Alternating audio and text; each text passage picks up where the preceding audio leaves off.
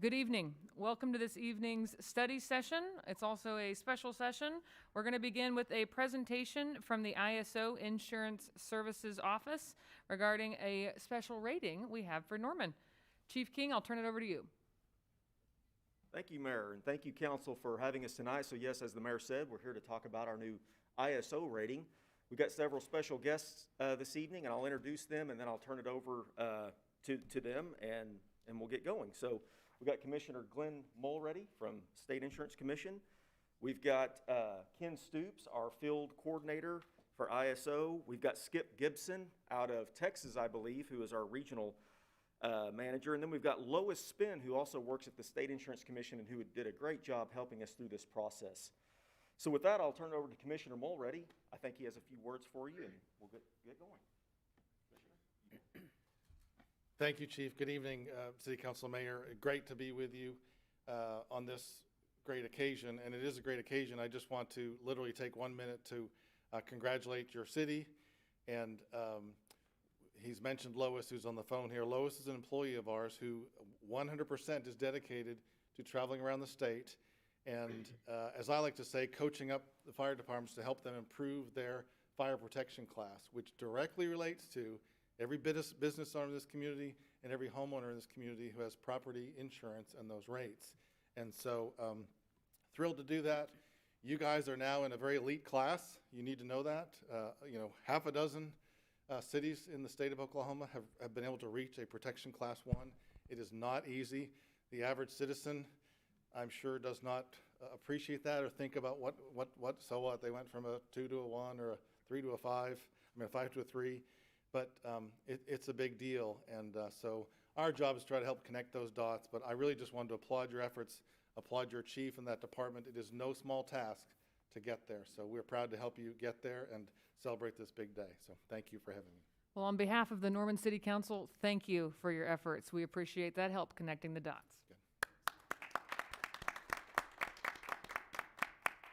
I've got to also acknowledge, he mentioned Lois Spinn, and Lois, I think, has a few words for us, but we've got a couple of members of our fire admin with us tonight, Assistant Chief Jason Smith, and then Jenny Jones, who works in our admin. Without them, we wouldn't be having this rating tonight. I'll just tell you that. They did phenomenal work and just worked tirelessly helping coordinate this effort, so I had to recognize them. With that, Lois, do you have anything for us tonight? I just wanted to check in quickly with everyone, and I wanted to congratulate you, Chief King, and your department, and all of your officers and admin that have been extremely engaged in this process, along with the city of Norman, because this achievement, as they say, it takes a whole village. In this case, it takes an entire city and the leadership involved to make all this come together for the community. I'm just so excited to have had an opportunity to have met you all and to work with you some. And I'm so pleased that you're being recognized for all of your hard work and efforts in achieving this Class 1. Congratulations. Thank you, Lois. And as Lois said, the leadership of Norman. And so that goes back to you all. I just want to say thank you for approving our budget. So one of the key components of this is apparatus. So the apparatus that we use goes a tremendous way in this classification. Without our public safety sales tax, that wouldn't be possible. And without you approving our budget, it wouldn't be possible. So thank you to the council and thank you to our community for even allowing this. So with that, Ken, did you have any thing that you want to share? We'll go to Skip now. So Skip Gibson, if you want to go ahead and start your presentation, and we'll go from there.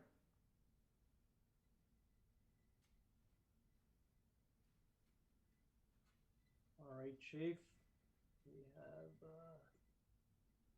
I hope you all can see my screen there.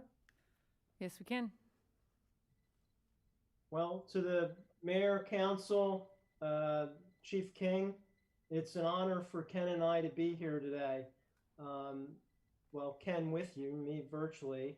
And it's an honor to always be with the Insurance Commissioner and Lois, who we work hand in hand with to make sure that we represent the fire protection capabilities in the state of Oklahoma.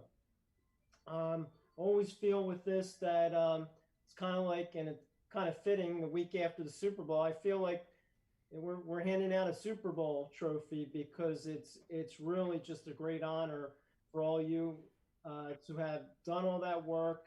And as Lois mentioned, it's all the departments, all the stakeholders involved to create a Class 1 fire protection. So congratulations. Just want to shout out there to Ken. Ken did all the heavy lifting and hard work with this. And on our end, and Lois on the commissioner's side, they're the two that really make this float, and really appreciate all their work. When you look at the classifications, we actually conduct these surveys across the country. And there's about 45,000 fire protection areas across the country. And generally speaking, as the commissioner mentioned, it's a big deal because better fire protection is less loss to the insurance industry. But even more importantly than that, it represents better fire protection. It provides for prevention of fires, and definitely the big number one factor is life safety and firefighter safety. The schedule that we use to do the ratings is called the Fire Suppression Rating Schedule. It's based on 100 points. It utilizes a lot of national standards. On the fire side, the National Fire Protection Association, water side, American Water Works, and the APCO as far as the emergency communication side of things. How it works is that it's performance based, and you get points for what you have. You start out basically with 0, and then you go from there. You add to it, to achieve an ISO Class 1, you need above 90 points. You can see how the 45,000 fire districts across the country break down as far as the classes. The 9 and 10 classifications, they don't have water. Their fire departments don't have water, or they're farther than 5 road miles from fire stations. But you can see the majority of the country is 4, 5, and 6 classes. That's the middle range, because the schedule, and to become a Class 1, these are high benchmarks. As you can see, not everyone can achieve those, and most communities are in the middle. In Oklahoma, you can kind of see if when you kind of really examine these both charts, Oklahoma has more communities that are to the left side of Class 5, so the better protection. I would say Oklahoma is a very progressive state when it comes to their fire protection systems. The schedule that we utilize, as we mentioned, is really based on the community's response, or the city's in this case, response to a first alarm structure fire. What happens when you dial 911, how that call is processed, who responds, how they're trained, and what water they have available when they get on location. On the emergency communication side, it's important to have all the circuits, phone lines, communication capabilities, monitoring for integrity. All those are good, but really what really counts is where the rubber meets the road is how that performance is. How fast are they answering the 911 call, and how fast do they get Chief King's folks on the street? When you look at the emergency communication side, as I mentioned, it's based on 100 points. 10 points are emergency communications.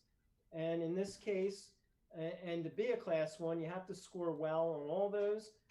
Just an excellent score, almost darn near ace the 10 points there. 9.91 points out of 10.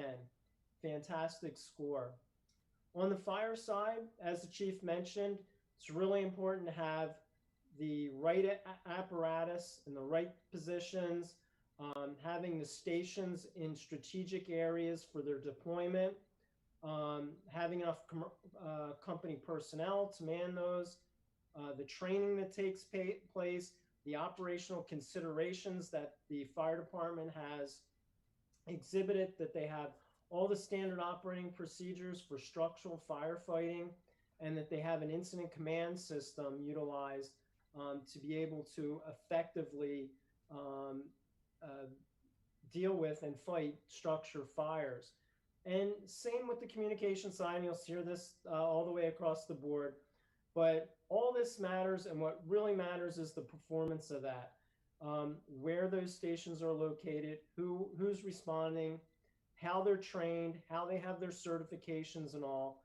And in this case on the fire side, just astonishing. These are really tough benchmarks, and to be able to have the key high ones, deployment analysis, personnel, training, they're all go into really factoring in to have, almost 42 points out of 50. Great score. On the water supply, same theme here. It matters where, how much water you have, main capacity, where the hydrants are. But what's really critical is that the water providers are inspecting the system and providing flow testing in all critical pressure zones. In this case, just fantastic, 7 points out of 7 there.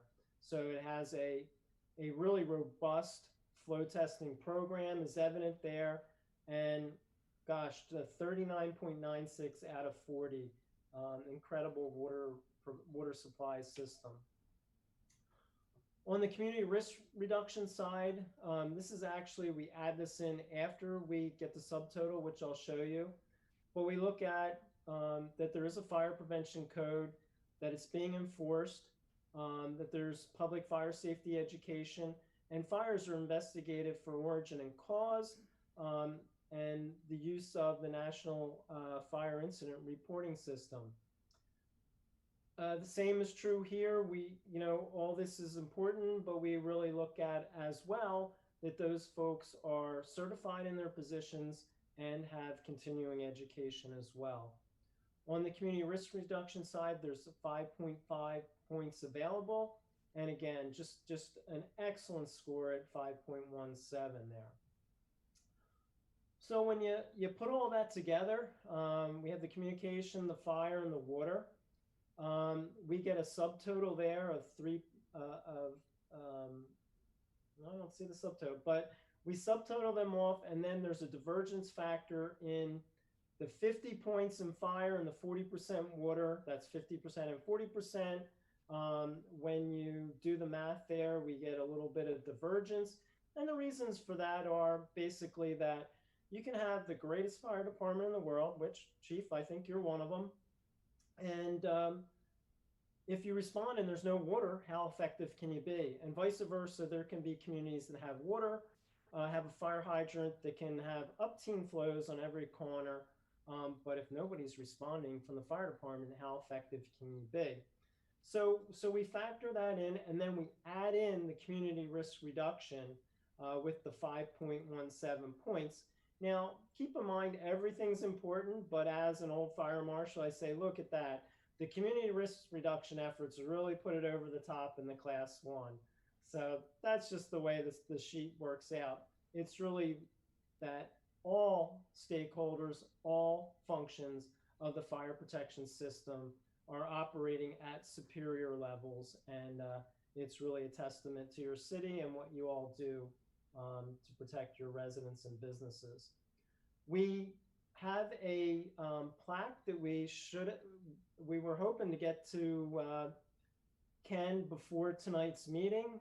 However, the factory that we get them from had some COVID issues, and then they had this snow stuff up in Connecticut that kind of shut them down for a couple of days. But I promise once we get it, you will have this certificate on a nice wood plaque, and it is our honor to be able to give that to you all.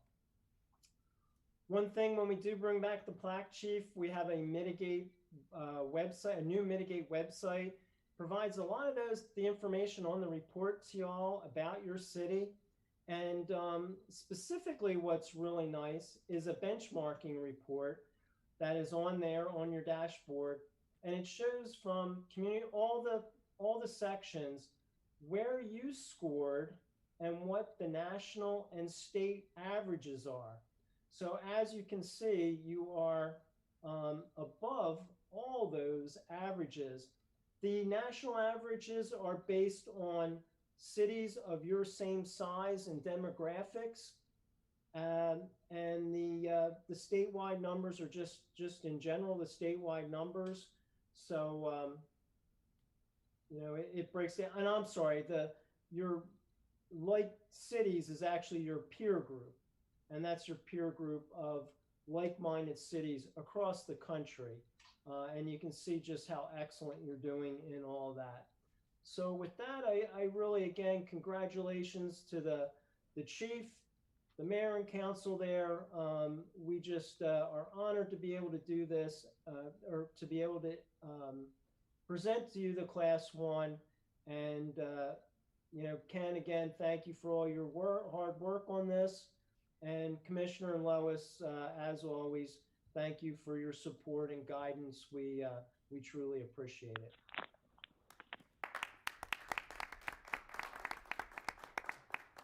Well, thank you, Skip, and thank you for that education. That was very beneficial.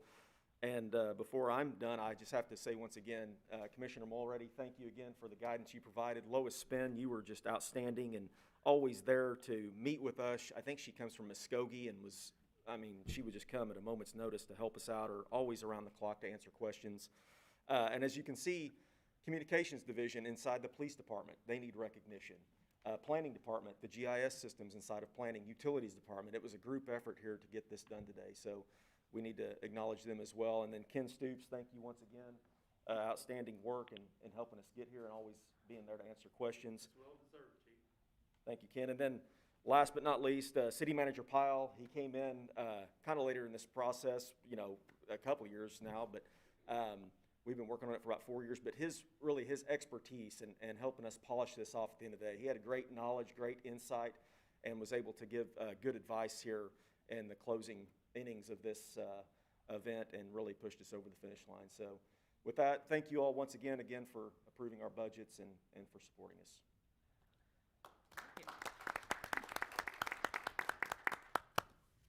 Do have a quick question. I know that we benefit from having a top-notch, best-in-the-nation fire department generally, but is there another way in terms of tax benefits that our residents will see because our insurance rating has improved?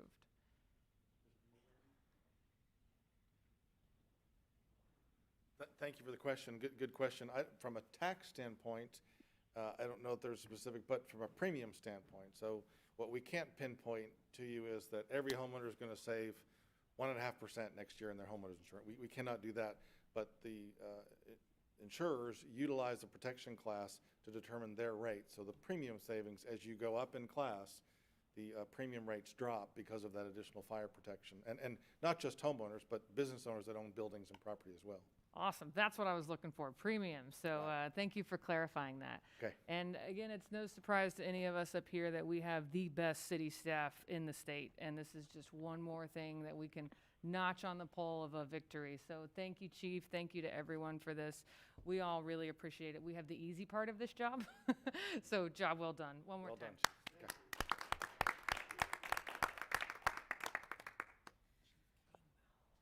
Are there any other questions from council regarding that presentation? Okay.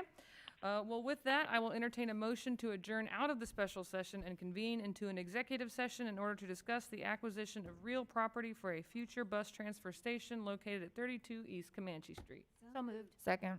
Thank you. All in favor, please raise your right hand. All opposed? Okay, we'll see you in executive session.